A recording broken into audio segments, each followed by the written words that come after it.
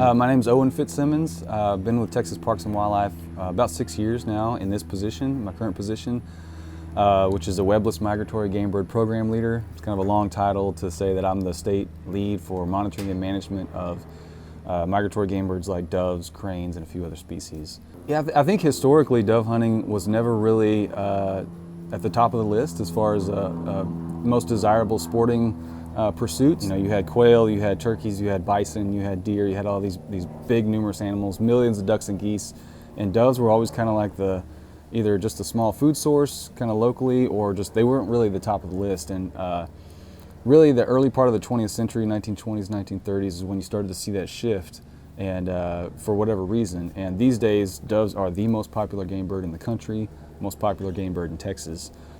In Texas and across much of the southeast U.S., you know, that dove hunting opener on September 1st is kind of the unofficial holiday. That's when everybody gets together, gets out. It's when you kind of transition from summer to fall. It's the start of the hunting season. It's the first thing that opens up. And so it's a big event. And one of the things that makes dove hunting so great is that it can be social. You don't need to be sitting in a blind, you know, completely quiet and still. You can get a group of people out, sit in the shade, and kind of have chit-chat conversations, and even, you know, cook some barbecue while you dove hunt. So for a lot of people, it's a way to get people together and kind of kick off the hunting season, I guess. Texas is home to more doves and pigeon species than any other state in the country. We've got 7 native dove and pigeons. We've got a few exotics.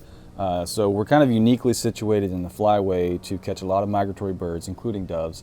We also are a very geographically diverse and big state. And so we have a lot of habitat that doves use, and we typically have more dove hunters and more doves just in general than any other state. So there's a lot more opportunity here. So that's one thing, is that really dove hunting, there's no place to dove hunt like Texas. We harvest about 1/3 of the mourning doves in the entire country that are harvested every year. And we have about 1/3 of the mourning dove hunters, and we also have white-winged doves. So we've got this other species that most other states don't have. And Texas harvests 85 to 90% of the white-wings that are harvested every year. No other state even comes close. No other 2 states combined really even come close. So when they say everything's bigger in Texas with dove hunting, that's absolutely true.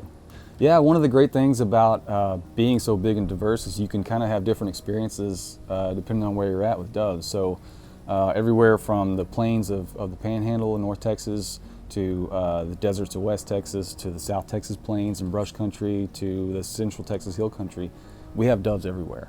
And it's a little bit different experience depending on where you go. You know, if you're up in the Panhandle in North Texas, you have tons of mourning doves. That's that area between kind of Abilene, Dallas, Fort Worth, Wichita Falls, kind of that triangle, are some of the highest harvest counties in the history of the U.S. as far as doves go. So a lot of doves are harvested there. On the flip side, if you're down in South Texas in the Rio Grande Valley, you can target white wings, and the best white wing hunting that exists in the U.S. So really, there's a ton of different opportunities depending on where you're at in the state, and everywhere can be fantastic depending on the year. Mourning doves are extremely widespread and one of the most widespread numerous birds in the country. They can be found everywhere from agriculture fields to native pastures to cow pastures to people's backyards. Typically in the fall when you're hunting, you want to look for some kind of food source. That's when birds are getting ready to migrate, or they have migrated in from other states. They need food and they need water. So those are the 2 things you kind of look for. And as far as food sources, small grain agriculture like sorghum or milo fields or wheat fields, or in a lot of cases managed dove plots where people have planted sunflowers or sesame or some other type of food plot crop. Those can be really, really productive spots to hunt doves for mourning and white-winged doves. You can also find native pastures where people have done some management, where they propagated some native forbs or annual weeds and grasses. Those can be really productive food sources for doves. White wings have kind of a unique history, where historically they were only found in the southernmost 4 counties in the Rio Grande Valley of Texas, right around Brownsville. And about 30 years ago, they started to move out of that historic area because we're kind of on the northern extent of the white wings range. They range all the way down into Latin America. And everywhere that they moved into, which they're now found throughout Texas, they're breeding as far north as Colorado and Nebraska nowadays. But everywhere that they've expanded into, they've become very urban, very tied to urban and suburban habitats. If anyone If you live in Austin or Houston or DFW, you can go downtown and there's white wings, kind of like pigeons, feral pigeons, basically everywhere. But in the fall, a lot of those birds will group up and they're still migratory and they still have those migratory tendencies. So they'll move out of the city, hit ag fields, hit native places. So kind of the same thing. You want to look for those food sources, look for water holes, places that they will go to water after they feed. And any of those spots can be productive depending on the year. On average, every year, we harvest in Texas about 3 to 5 million mourning doves and 1.5 to 3 million white wings. So usually about 5 million total. And that is, compared to the rest of the U.S., is a lot. I think we harvest around 1/3 of the mourning doves in the entire country that are harvested each year. We harvest about 85 to 90% of the white wings that are harvested each year. So it makes up a huge portion of the nationwide total. There's a lot we don't know about dove migration because it's so variable. When you talk about a bird that numbers in the hundreds of millions across the U.S., you have some that might move a couple of counties for the winter, some that migrate from North Dakota to southern Mexico, and you don't really know. It's a very instinctive genetic thing for most birds, but trying to piece that out across the United States is really, really tough. That's where eBird can come in. That's where banding programs and the long-term data sets with our banding programs can come into play. We can kind of start to piece that out, but it's so variable, it's almost impossible to track. One of the great things about dove hunting is that you basically need no experience other than knowing how to safely handle a firearm, right? It's the barriers to entry for dove hunting compared to things like deer hunting or waterfowl hunting are extremely low. You basically need a shotgun, some shells, and a place to go. I think for a lot of people, harvesting a live animal can be somewhat of an intimidating experience. But one of the great things about doves is essentially you either hit them or you don't, so you don't have to worry so much about wounding loss or having something run off and suffer. With a dove, it only takes 1 or 2 pellets to bring them down, and they can be challenging. That's one of the things that makes dove hunting so great, is how challenging it is to hit these fast-moving birds that are such a small target. But yeah, dove hunting is a great way to get everyone from kids to new adult hunters out. It's a great first experience.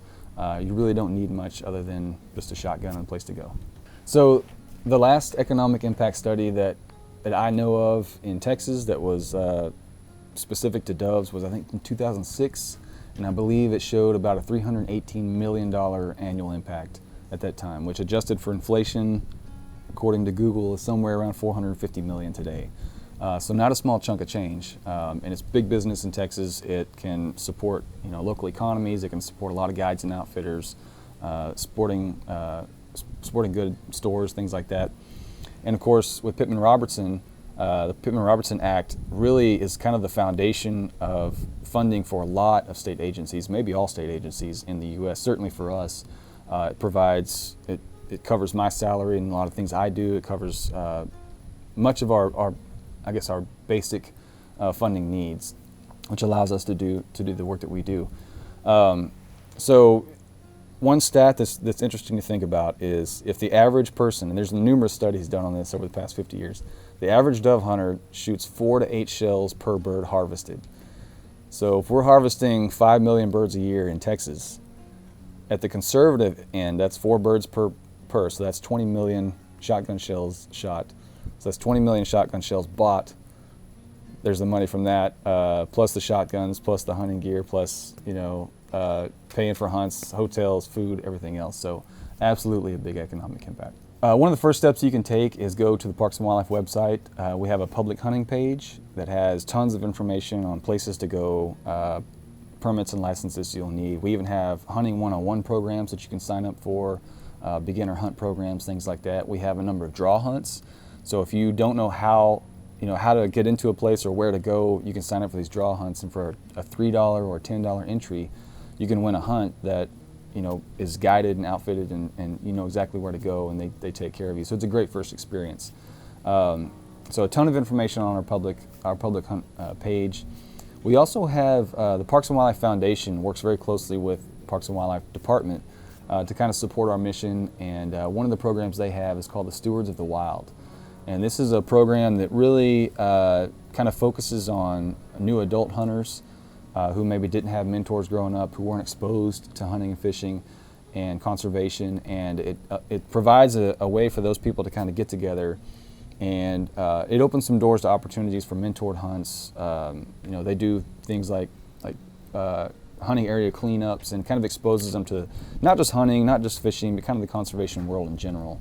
And it's a really good foundation. It's a really good way to meet like-minded people, and that will be a great avenue to explore as well. Yeah, I think as the human population grows, and certainly in Texas our population is growing fast, we're seeing a smaller and smaller proportion of that population in the hunting community. And so I think it's important more than ever just to reach out to friends and peers and kids, anyone who you can get roped in, get them involved, and whether they hunt or not, get them exposed to the world of conservation, get them exposed to the outdoors, get them to support the basic foundational mission of Parks and Wildlife and all our partners. Get people outside is really at the end of the day what we need. Yeah, so one of the things we're focusing on right now, kind of internally, that a lot of the public might not be aware of, is just the fact that land isn't getting any more plentiful in Texas or any cheaper. So we're trying to work on acquisition from the state park side, from the wildlife side, just trying to grab habitats, important habitats while we can, and conserve those across time, because as a state that's so overwhelmingly privately owned, any chance that we have as an agency to grab some land for the public and make sure that it has conservation protection for perpetuity is really important, more now than ever, really.